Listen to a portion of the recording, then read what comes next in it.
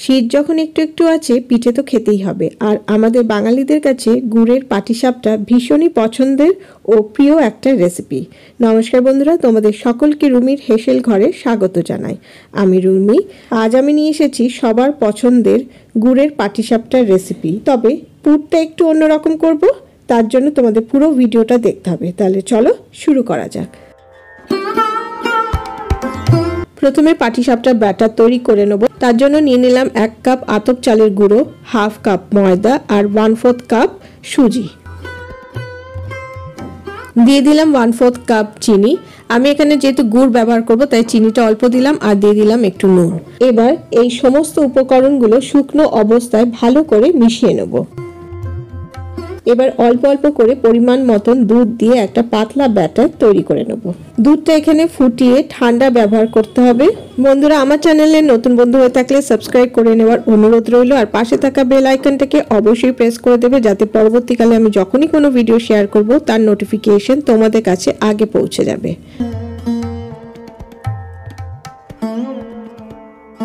আমি এখানে 1.5 কাপ দুধ দিয়ে গুলে নিয়েছি। এবারে আমি দিয়ে দিলাম 1/4 কাপ ঝোলানো খেজুর গুড়। এবার গুড়টাও ভালো করে এই ব্যাটারের সাথে মিশিয়ে নেব। সবকিছু ভালো করে মেশানো হয়ে গেছে। এইবারে আমি 1 ঘন্টা এই ব্যাটারটা রেস্টে রেখে দেব। এবারে পাটিসাপটার পুর তৈরি করে নেব। তার জন্য আমি কড়াইতে দিয়ে দিলাম 1 কাপ পরিমাণ দুধ। দুধটা দিয়ে ক্রমাগত নাড়াচাড়া করে যাব। দুধটা হালকা গরম হয়ে গেলে এর মধ্যে দিয়ে দেবো বড় চামচের 1 চামচ গুঁড়ো দুধ। এবার গুঁড়ো দুধটাও খুব ভালো করে মিশিয়ে নেব দুধের সাথে।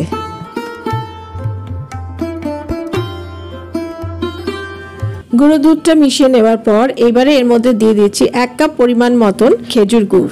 গুড়টা দিয়ে এবার খুব ভালো করে নাড়াচাড়া করে নেব যতক্ষণ না গুড়টা গলে যায়। তোমরা চাইলে গুড়টা গ্রেট করেও দিয়ে দিতে পারো।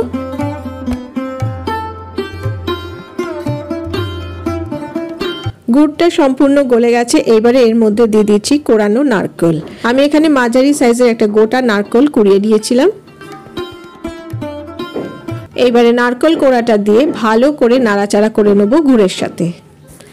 মিনিট 5 নাড়াচাড়া করে নেওয়ার পর এবারে এর মধ্যে দিয়ে দেবো খোয়া ক্ষীর। আমি এখানে 1 কাপের মতন গ্রেটেড খোয়া ক্ষীর ব্যবহার করছি।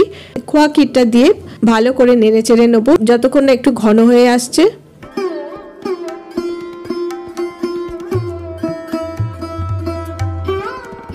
এবার এর মধ্যে দিয়ে দিলাম আরো 1 চামচ গুঁড়ো দুধ। ভালো করে মিশিয়ে নিচ্ছি।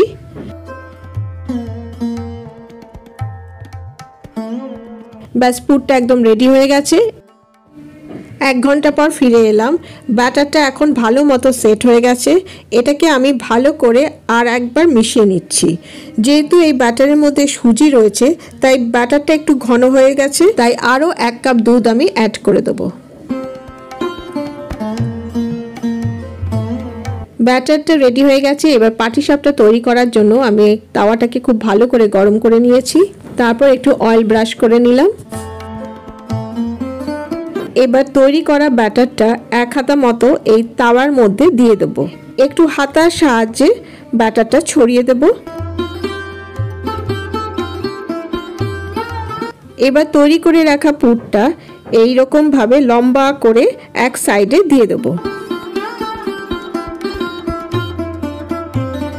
এইবার স্প্যাটুলার সাহায্যে ফোল্ড করে নেব। এই সময় ফ্লেমটা লো টু মিডিয়ামে রাখতে হবে।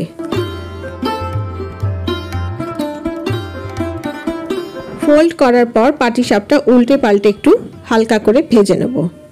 দেখো খুব সুন্দরভাবে তাওয়া থেকে উঠে এসছে। এবারে অন্য পাত্রে রেখে দিচ্ছি।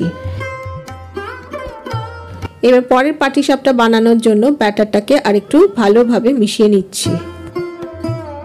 ঠিক একই প্রসেসে আমি বাকি পাটিসাপটাগুলো তৈরি করে নেব।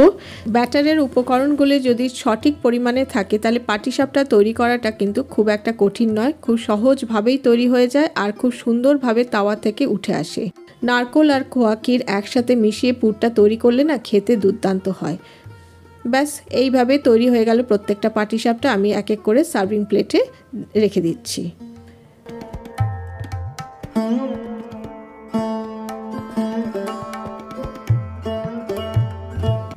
আর আর পুরটা যদি এই ক্ষীর আর নারকেল মিশিয়ে তৈরি করা হয় না, খেতে কিন্তু দুর্দান্ত হয়।